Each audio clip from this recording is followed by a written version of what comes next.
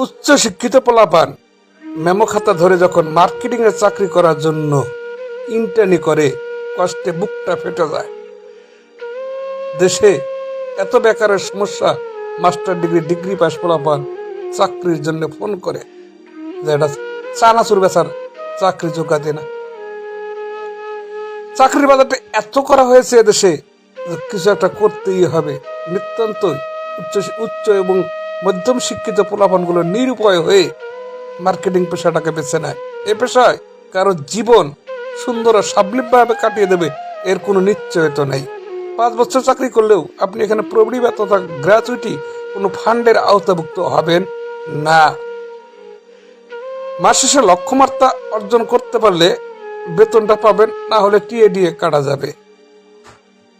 Day target achieve করতে না পারলে আপনার সন্ধ্যাবেলা বসের ঝাঁকুনি জুটবে। 10 মিনিট লেটে অফিসে গেলেও বসের ঝাঁকি।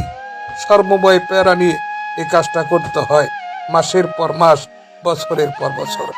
তারপরেও জীবনের সফলতা বলতে এখানে কিছুই নেই। ডাল ভাতে জীবন চলে। জীবন চালানোর জন্যই এ পেশায় অসংখ্য পোলাপান প্রতিদিন ভিড় করছে। কেনই বা করবে না? কি করবে তারা এই অসহনীয় বাজার ব্যবস্থার দিনের বা মাসে যদি লক্ষ্যমাত্রা অর্জন করতে না পারা যায়, সেক্ষেত্রে টিএডিএ বেতনটাও ঠিক মতন দিতে চায় না।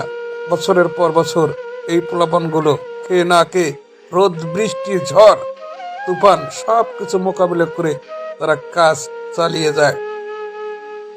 মাসে 4টা শুক্রবার বলে 2টা শুক্রবার কোম্পানি কাজ করিয়ে নেয়, অর্থাৎ সরকারি কোনো বন্ধ এটা তো চিন্তাও করা যায় না। অথচ 4টা শুক্রবার, সেখানেও 2টা শুক্রবার তাদের কাজ করে দিতে হয়। এক ভীষণ যন্ত্রণা নিয়ে বছরের পর বছর এই পোলাপান